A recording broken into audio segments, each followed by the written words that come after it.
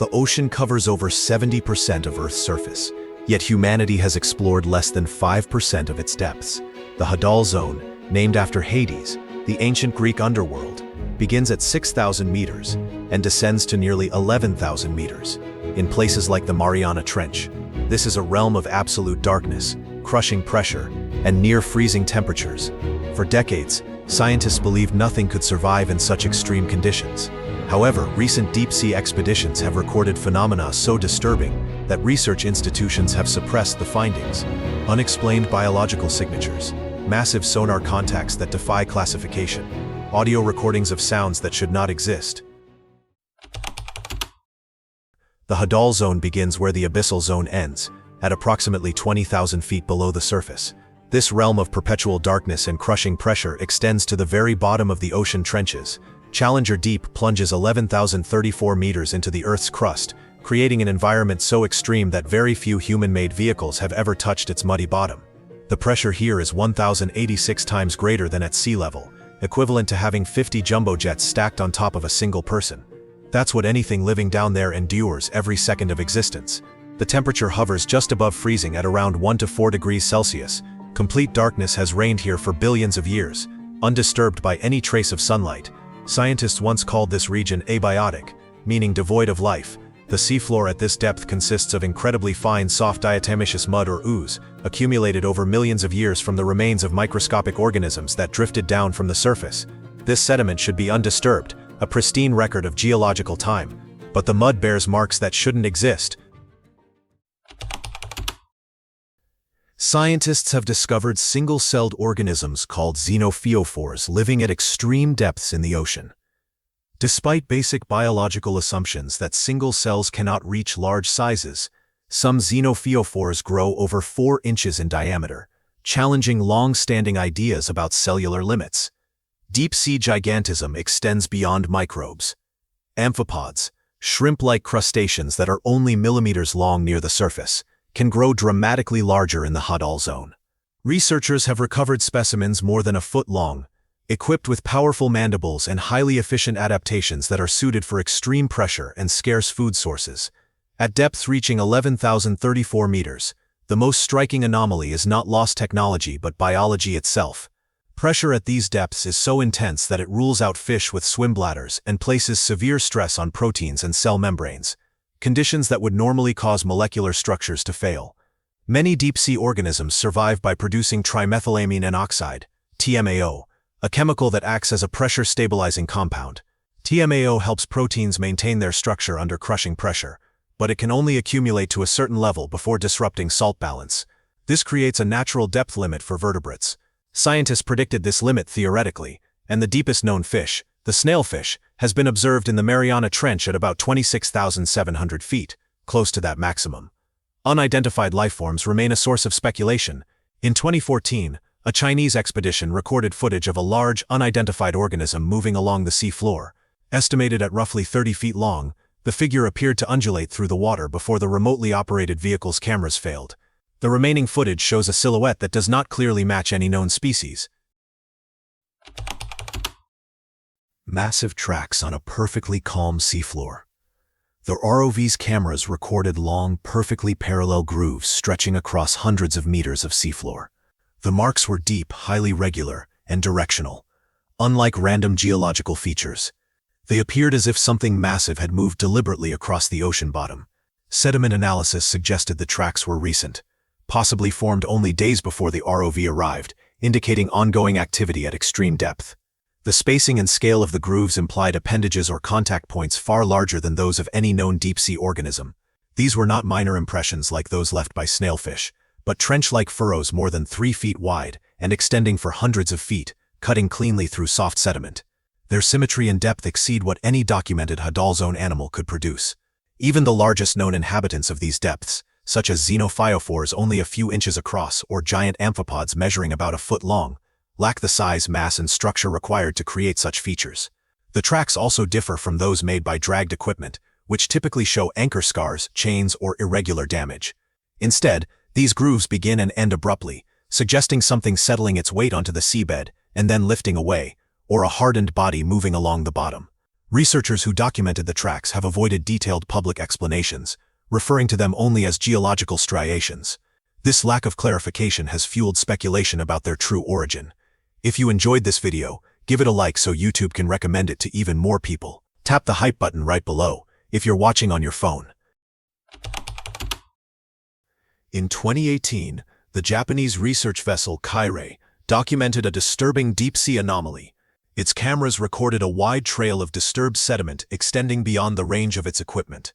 The path measured roughly 15 meters across and showed signs consistent with something being dragged along the seafloor. When followed, the trail led to a cliff edge and vanished into deeper water. As the investigation continued, equipment malfunctions began to occur. Cameras developed dead zones, sonar data became erratic, and the ROV's mechanical arms showed stress fractures, unexpected at their rated depth. When the ROV resurfaced, the team discovered deep scratches on its titanium hull that had not been present during descent. The damage appeared deliberate. The scratches formed repeating patterns of 3 parallel grooves, too large and regular to be caused by rocks or debris. Marine biologists noted the spacing resembled claw marks seen in deep-sea species, implying an organism comparable in size to a blue whale with predatory adaptations. Similar incidents were reported by other expeditions. The research vessel Atlantis II lost contact with its ROV for 18 minutes at maximum depth. When communication resumed, the cameras had been rotated 180 degrees, and mechanical joints showed wear consistent with external manipulation. In 2020, a deep-sea lander deployed in the Puerto Rico Trench was later found displaced more than 3 meters from its original position. The 2,000-pound platform appeared to have been moved gradually over several hours. Although official reports attributed the event to sonar interference and thermal layering, internal data logs suggested a more deliberate cause. The most unsettling discoveries are not the animals themselves, but their behavior far below the surface. Instruments designed to listen to the ocean picked up signals that were not expected. Deep-sea hydrophones, normally used to track whale movements and earthquakes, began recording sounds that scientists could not easily explain. These sounds were not typical whale calls or the low rumble of tectonic activity. They carried patterns that seemed purposeful and complex. One of the best-known examples is the bloop, a powerful sound detected in 1997 by NOAA's underwater sensors. It was so strong that it was recorded across much of the Pacific Ocean and traced back to an area near one of the deepest regions on the planet. For a long time, researchers suggested the sound came from moving ice, but its structure raised questions. The frequencies did not fully match known ice-related noise. Some analyses suggested the signal resembled what a living organism might produce, but at an extreme scale. The complexity of the sound implied biological communication, yet it would require a source far larger than any animal currently known. What often goes unnoticed is that the bloop was not a one-time event. Deep-sea monitoring systems continue to detect similar unexplained sounds, though many are not widely shared with the public. Scientists have given these signals informal names such as the whistle, the hum, and the pulse train. Each represents an underwater sound that challenges existing knowledge of deep ocean life. The whistle, in particular, occurs at very low frequencies that can travel thousands of miles through seawater. It appears to come from deep ocean trenches and follows repeating patterns. In some cases, multiple listening stations record the same signal at the same time, suggesting coordinated activity across vast areas of the ocean. Some recordings reveal what researchers describe as response behavior. When human-made noises such as ship engines, sonar pulses, or drilling sounds reach the deep ocean, something reacts.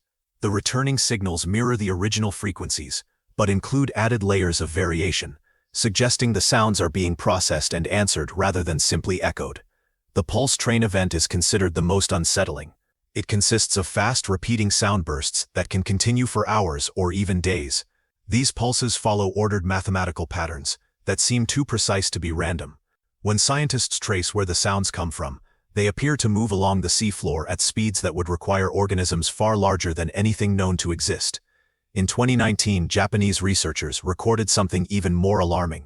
A deep-sea listening station picked up what sounded like several enormous beings exchanging sounds. The interaction lasted 47 minutes, with distinct signals responding to one another in structured patterns similar to a conversation. Soon after, the recordings were removed from public access.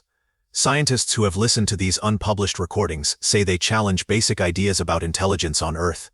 They describe sounds with repeating structures similar to grammar and syntax. The acoustic detail suggests minds capable of complex thought, possibly matching or surpassing human intelligence. These exchanges point to advanced communication rather than simple noise. One of the most unsettling events discussed quietly among deep-sea researchers is known as the Whisper of the Abyssal Plain. During a mapping mission near the Tonga Trench, sonar equipment detected a series of steady, rhythmic clicks and scraping sounds. The timing was too consistent and precise to be explained by natural causes. The source was not the research lander, nor was it linked to normal geological activity. The sounds resembled heavy machinery operating on the ocean floor. Further analysis ruled out wrecked ships or submarines. The signals came from deep below and showed repeated, deliberate motion. The final sound recorded was a sharp metallic snap, followed by complete silence. The full documentation of this event is classified as a Level 3 security incident and remains restricted. The implications are disturbing. Something has the strength to damage titanium surfaces. Something enormous is moving across deep-sea sediment, leaving tracks unlike those of any known species. And something with precise machine-like rhythm is active in the total darkness of the deepest ocean trenches. Beneath the seafloor, hydrothermal vents break through the ocean crust, releasing extremely hot water mixed with toxic chemicals that should wipe out life across wide areas. Instead of creating dead zones, these vents support some of the strangest ecosystems on Earth. The fluid pouring from them can reach temperatures close to 400 degrees Celsius, yet it does not boil because of the immense pressure. The result is towering clouds of superheated water that rise through the deep ocean like powerful underwater storms. These chemical plumes carry substances such as sulfides, methane, and other compounds that would be dangerous to surface organisms. Despite this, dense communities of life flourish around the vents. Giant tube worms grow in thick clusters near the openings, with some reaching lengths of nearly 8 feet. These creatures lack mouths and digestive systems. They survive by hosting bacteria inside their bodies, which transform toxic chemicals into usable energy. This unusual biology is so extreme that space agencies study these ecosystems to learn how life might exist on other planets. Within the Mariana Trench near Challenger Deep, researchers have identified an even more unusual feature. Underwater volcanoes contain lakes of molten sulfur. One example is the Daikoku Seamount, a submerged volcano with a pool of liquid sulfur about 1,300 feet below the surface. The dark, bubbling sulfur reaches temperatures above 370 degrees Fahrenheit. As it mixes with seawater, it forms a highly acidic and heated environment that poses serious risks to nearby research vehicles. Submersibles that approach too closely may suffer hull damage or failure of sensitive instruments. Studies of deep ocean chemistry reveal additional mysteries. Scientists have detected unusual isotopes that hint at powerful natural processes deep within the Earth, along with organic molecules that resemble artificial compounds. These findings suggest that unknown chemical reactions may be occurring far below the surface. More recent surveys have raised further questions by showing that hydrothermal vents are not scattered randomly. Their positions follow clear patterns, with spacing and alignment that resemble deliberate design, suggesting that unseen forces may be influencing where these vents form. The greatest concern for scientists, and the reason for restricted event logs, is the unpredictable seismic activity tied to deep-sea formations. The Puerto Rican Trench is one such active zone. Activity along this trench has already caused major disasters, including the 1918 earthquake near Puerto Rico that triggered a powerful tsunami, casualties exceeding 100 people. A magnitude 7 earthquake generated by processes occurring miles beneath the surface represents an enormous hidden force. Seismic instruments placed deep in ocean trenches regularly detect hundreds of small tremors. These events are too weak to appear on global monitoring systems, but point to intense tectonic stress building at the deepest boundaries of the Earth's crust. Near the Puerto Rican Trench, NASA has identified a major anomaly. Beneath the trench lies an extremely dense geological structure that creates a measurable gravitational effect, causing the sea surface above it to dip slightly.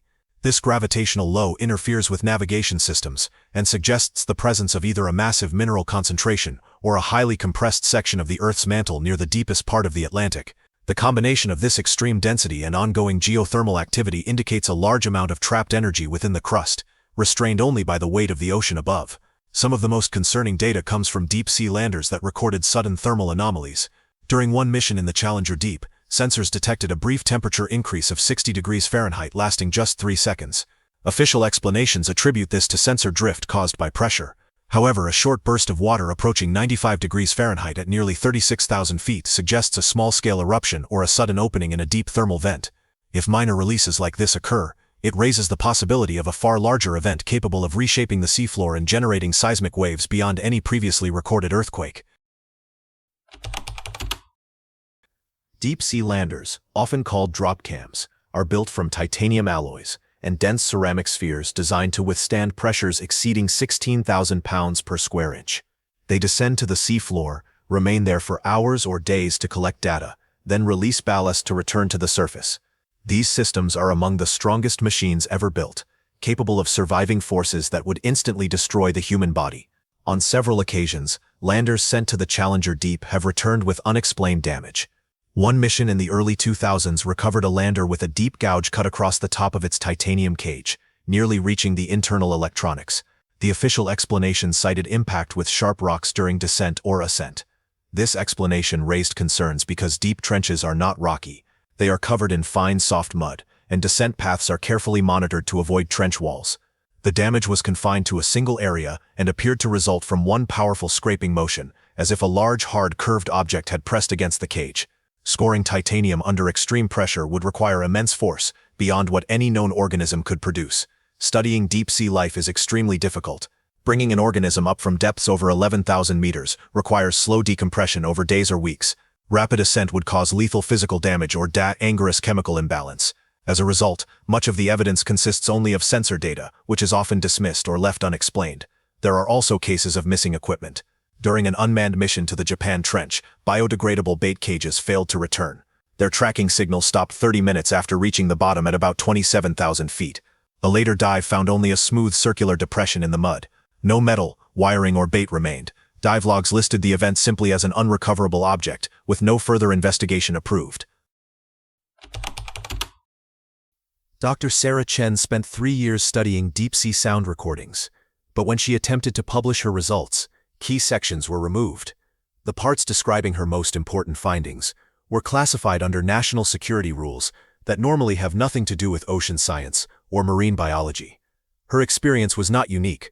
Researchers who study the deepest parts of the ocean often encounter strong institutional resistance as their work uncovers more unusual results. Funding is suddenly withdrawn when projects go too deep or collect sensitive data. International rules now limit access to certain trench locations, officially for environmental reasons, though the restrictions appear to serve other interests as well. The pattern has become clear over time.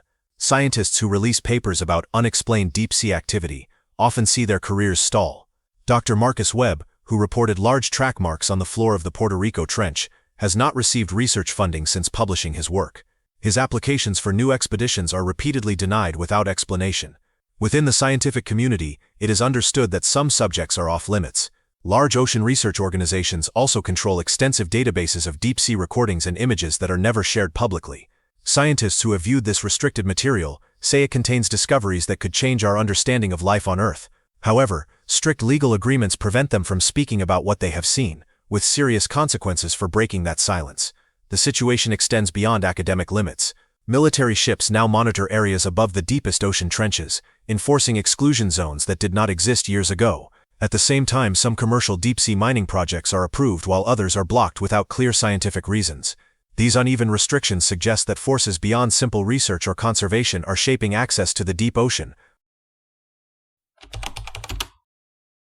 International agreements negotiated behind closed doors have divided parts of the deep ocean floor into controlled zones. Sites such as the Mariana Trench, Challenger Deep, and other extreme depth locations now face access limits that treat the seafloor like a restricted facility. Scientists who have worked on classified deep-sea programs describe a separate track of research operating outside public view. Government missions funded with security-level budgets explore regions that civilian scientists cannot reach. The results from these expeditions are stored in restricted databases and may never be released. The tools used in these operations are described as far more advanced than what universities can afford. Submersibles with capabilities beyond what is publicly discussed carry out missions that leave no trace in academic journals or mainstream reporting. This kind of coordinated control suggests discoveries viewed as too important to share openly.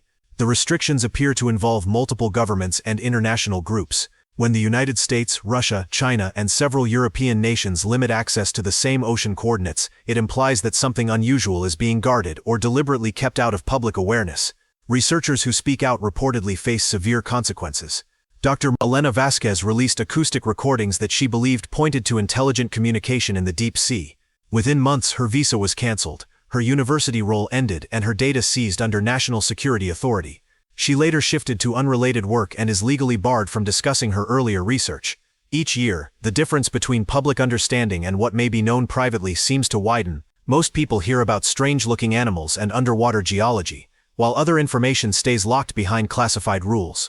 Documentaries and educational programs present a cleaned-up version of deep ocean exploration, edited to avoid details that could lead to difficult questions. The deep ocean is talking, revealing truths about life on Earth that challenge human understanding. But someone has decided that humanity isn't ready for these truths. The creatures of the Hadal Zone, the acoustic mysteries, the geological dangers, all remain hidden behind walls of classification and institutional suppression. If you enjoyed today's video, don't forget to hit like, subscribe, and turn on the notification bell so you won't miss our upcoming journeys. And if you'd like to explore more fascinating aspects of the deep sea, check out my video on deep sea discoveries, from a strange underwater sound that begins with a deep rumble, to a jellyfish that can reverse its own aging process. Click on the card displayed on the screen now. Enjoy the video. Thanks for being with us. Leave a comment, like to show your support, and remember to hit that subscribe button for more exciting videos. See you next time.